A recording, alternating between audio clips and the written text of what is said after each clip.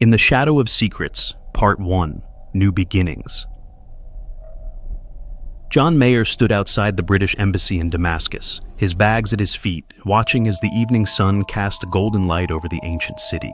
The air smelled of spices, sand, and something indefinably old, as though Damascus itself were a living thing, breathing in stories and exhaling memories. After 29 years in Great Britain, John was halfway across the world and feeling both exhilarated and out of place. His job at the embassy was prestigious. Even if he was only an intern for now, he'd always wanted to work in diplomacy, to be a part of something bigger, to contribute in some way that mattered. The British Foreign Office had granted him a position here, a small one to be fair, but to John it felt like a stepping stone into a larger, more meaningful world. In the shadow of Syria's ongoing unrest, he believed he could make a difference, however slight. The embassy building itself was a grand structure of pale limestone, with high arches and tall windows that overlooked the city's narrow, winding streets. Inside, the air was cool and quiet, with only the occasional murmured conversation in clipped British accents or rapid-fire Arabic breaking the silence. John quickly learned the rhythms of the place, the names and titles of the staff, the places he was allowed to go, and the doors that remained firmly shut. In the first week, he spent long days filing reports and learning protocols, his mind buzzing with the thrill of diplomacy. Occasionally he'd catch a glimpse of Anna, a young, sharp-eyed woman from intelligence who worked closely with the embassy officials. She was efficient, brisk, and often looked right through him as if he were just another piece of furniture. Still, he'd heard rumors about her work, discreet, under-the-radar operations involving high-ranking diplomats and foreign intelligence networks. To John, she was fascinating and intimidating. It was in that first week that he received his first invitation to a private gathering, held by an influential British expat who worked in international development. John wasn't sure if he should go, unsure of his place in this high-powered social circle, but something about the idea felt enticing, like a chance to slip into a life he'd only dreamed of before.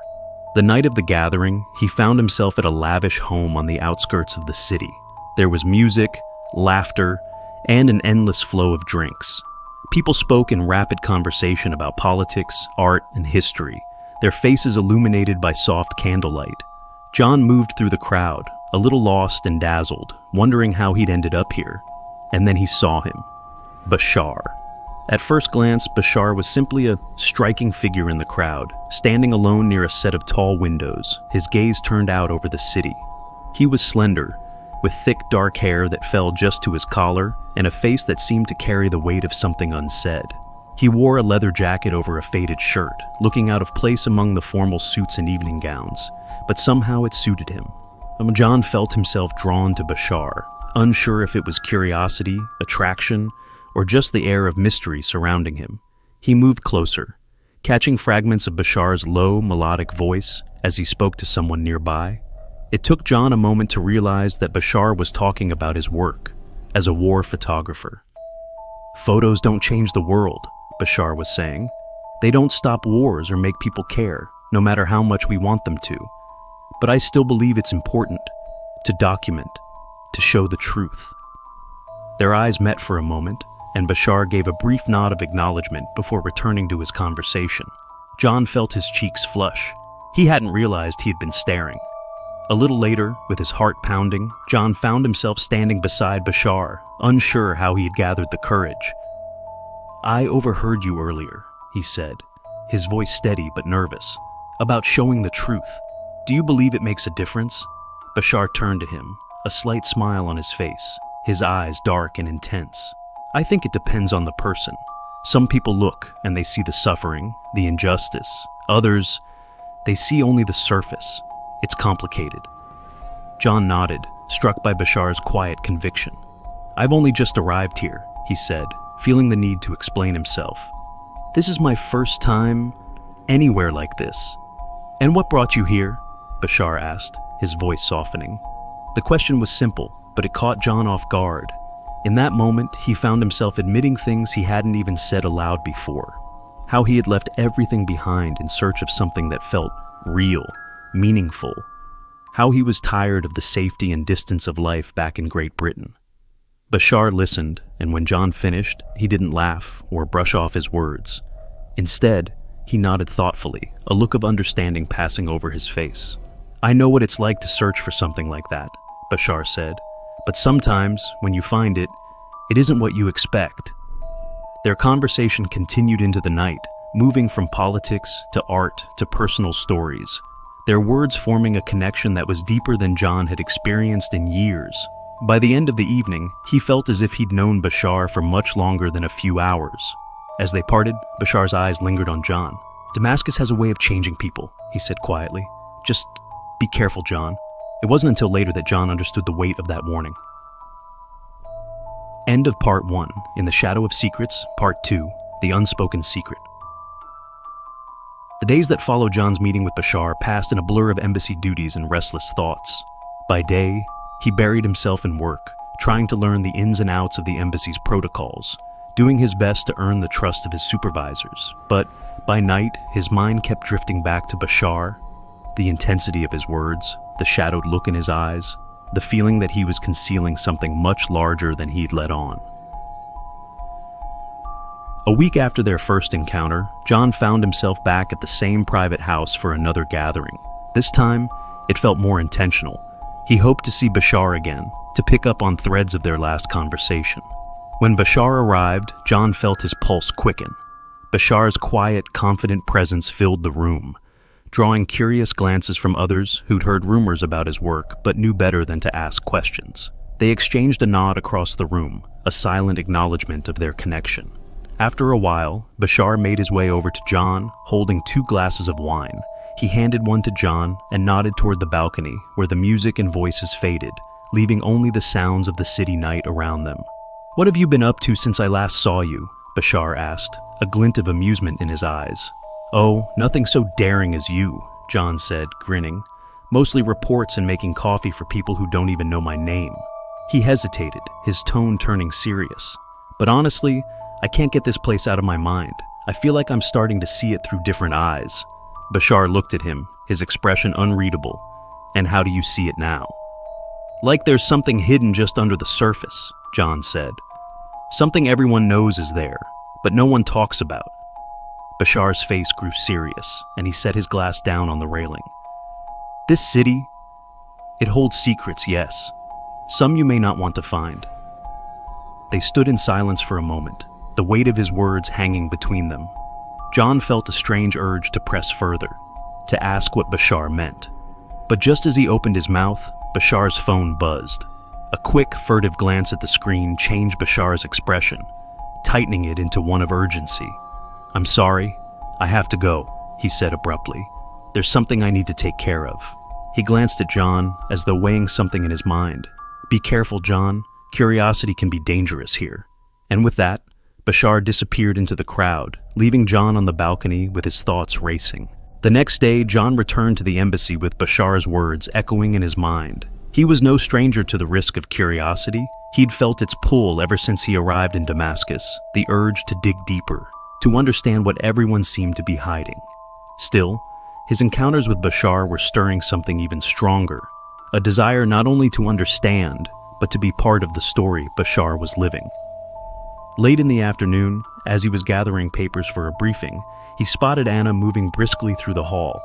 She didn't notice him, her gaze fixed and her expression serious. He wondered, not for the first time, what secret she held in her role with British intelligence. That evening, after the embassy had emptied out, John lingered behind, hoping to catch a moment alone with Anna. He spotted her as she was about to leave, and he caught up with her in the hallway. "Anna," he said, his voice low, "can I ask you something?" She stopped, her eyes narrowing slightly. "What is it, John?" "It's about, well, I met someone here, a photographer, Bashar. I just get this feeling that there's more going on with him than he lets on. Do you know anything about him?" Her expression darkened, and she glanced around before answering. "You're treading on thin ice, John. Some people here aren't what they seem. Bashar, he's got connections, and not all of them are friendly to our interests." John felt a cold shiver run down his spine. "Are you saying he's dangerous?" Anna crossed her arms, leaning in closer. "Let's just say he's not the kind of person you want to get mixed up with, if you value your safety. He's got ties to certain groups, networks of journalists, and others who are working against some powerful people. Syria isn't exactly friendly to dissidents, John, and the embassy would rather avoid getting involved in anything too controversial. The words hung heavily in the air. John's mind raced with conflicting thoughts, his feelings for Bashar mingling with fear and a sense of impending danger. Anna must have noticed the look in his eyes because her voice softened slightly. I know you're new here, and maybe this all seems exciting, even romantic. But trust me, John, you're playing with fire if you get involved. Take my advice and stay out of it. With that, she turned and walked away, leaving John standing alone in the quiet hallway, a mixture of dread and defiance brewing within him. End of Part 2. In the Shadow of Secrets. Part 3. The Cost of Curiosity. The next few days passed in a haze of tension and unease. John couldn't shake Anna's warning, the words echoing in his mind like a constant hum beneath his thoughts. Stay out of it. But it wasn't that simple. The more he tried to push the questions aside, the more they seemed to multiply. Who was Bashar, really? What did he know that John didn't? And why had he sounded so resigned when he spoke of Damascus's hidden truths? John spent long hours at the embassy, his focus slipping between his work and the growing sense of being trapped in something he couldn't yet fully understand. The whispers of the city, its secrets, its power struggles, seemed to seep through every crack in the embassy's polished facade. He could hear the political conversations, the occasional mention of Bashar's name, always with a note of caution, but no one ever said too much, and that only made him more determined. On Thursday evening, John found himself once again on the balcony of the private house, the same gathering place where he had first met Bashar. This time, the crowd was thinner, quieter, as though something weighed heavily on everyone's shoulders. Bashar was there, but he was standing at the far end of the room, his face a mask of concentration, speaking in hushed tones with an older man John didn't recognize. John tried to ignore the sharp pang of curiosity and instead circulated through the room, pretending to engage in polite conversation. But every few moments, his eyes would flick back to Bashar. There was something about the way he held himself, so poised, so intent, that made John feel like a voyeur in his own life. He couldn't help it. He had to know more. As the night wore on, the crowd began to thin out, and Bashar, noticing John standing by himself, approached with a glass of red wine in hand. He handed it to him with a grin. I thought you might be thirsty. John took the glass, his fingers brushing against Bashar's. For a moment, the contact was electric, and he felt a rush of adrenaline flood through him. Thanks, John said, his voice a little more uncertain than he wanted it to be. Bashar raised an eyebrow, clearly sensing the shift in the atmosphere. Something on your mind? John hesitated. There was 1,000 things he wanted to ask, but none of them felt safe to voice. Instead, he blurted out the question that had been gnawing at him for days. Why does everyone talk about you like you're dangerous? Bashar's expression didn't change, but there was a brief flicker of something in his eyes, a hint of something guarded. He leaned in slightly, lowering his voice. You've been asking questions, haven't you? He said, the words casual, but carrying an underlying weight. John's pulse quickened. Just wondering who you are, that's all. I told you before, John, Bashar said, his tone softer now, almost sad. Sometimes the truth is more than you're ready for. John swallowed hard, the wine in his hand suddenly feeling too heavy. What do you mean? Bashar's gaze seemed to pierce through him, as though reading him like an open book. Damascus isn't kind to people who dig too deep. People like me, we're on the front lines of things that could get us killed. You should be careful what you wish for. Before John could respond, Bashar turned away, glancing back at the door, as though someone were waiting for him. The moment had passed, leaving John with more questions than ever. The following day, John couldn't concentrate on anything. His thoughts kept spiraling back to Bashar's cryptic words. The pull of curiosity, the need to understand, was stronger now than ever before.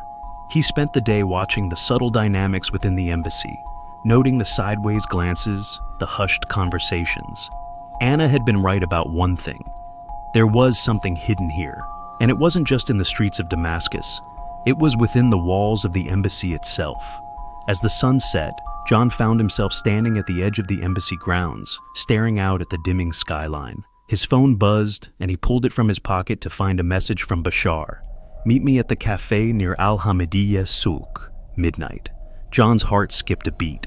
He knew that meeting with Bashar at this hour meant one thing: answers, and possibly danger. That night, John arrived at the cafe, the cobbled streets of Damascus eerily quiet around him.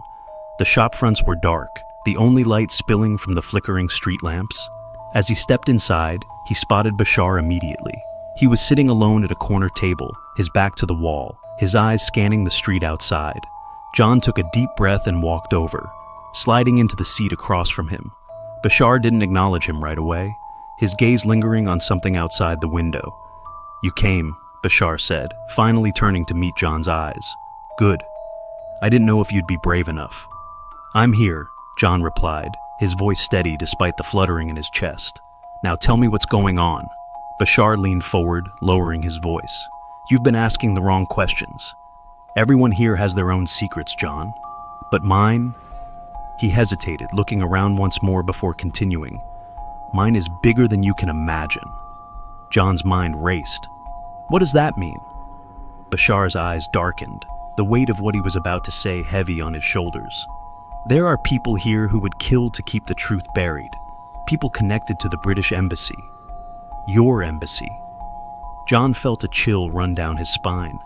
He had known, deep down, that things weren't as simple as they seemed. But hearing it aloud, coming from Bashar's lips, felt like the ground was slipping out from under him. "They've been using the media," Bashar continued, his voice barely above a whisper. "They've been using us. Journalists like me are just pawns in a much bigger game, and some of those as safe people at your embassy?" He leaned in closer. "They're in on it. They've been feeding information to the wrong people." John's pulse was racing, his mind struggling to catch up with the revelation. "What are you saying? That my embassy is involved in something illegal?" Bashar nodded slowly. "Exactly. And now, John, you're too close. That's why you need to leave, before you get pulled into something you can't escape." End of Part 3. In the Shadow of Secrets, Part 4, The Price of Truth. The words echoed in John's mind long after he left the cafe. Your embassy is involved in something illegal. He had tried to deny it, to tell himself that Bashar was paranoid, or that he was misinterpreting something. But the look in Bashar's eyes, dark, worn by experiences John couldn't begin to imagine, told him otherwise. Bashar was not the type of man to make things up. He had seen too much to lie. John's thoughts churned as he walked back through the narrow, winding streets of Damascus, the weight of his decision pressing on him like the thick, humid air. What should he do now? Bashar had warned him, "Leave before you get pulled in." But was it too late? Was he already in too deep? The embassy had always seemed like a safe place, a bastion of diplomacy and order in a chaotic world. But now it felt like a mask, hiding secrets he wasn't sure he wanted to uncover. He had started this journey wanting to be part of something bigger, but now it seemed that something bigger was more dangerous than he had ever imagined. The next morning, John went to work, feeling like a stranger in his own skin. He moved mechanically through his duties, the familiar faces of his colleagues blurring together in a haze. Anna was nowhere to be seen, probably off handling classified matters, as usual. It was when he was walking past her office that he saw it, a file just sitting on the corner of her desk.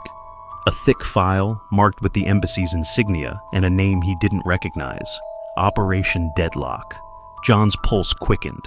He knew he shouldn't. He knew that opening that file could cost him everything. But the temptation was too much.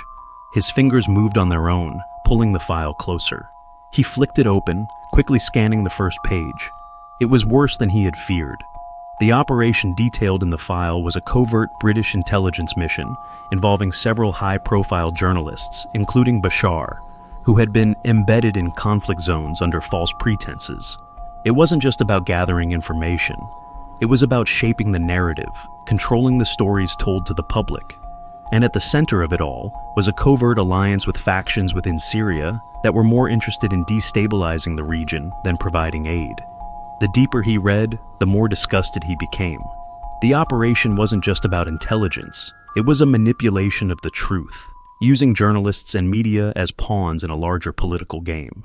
And from what John could discern, Bashar had known exactly what he was getting involved in. though whether he realized the full extent of the operation was still unclear.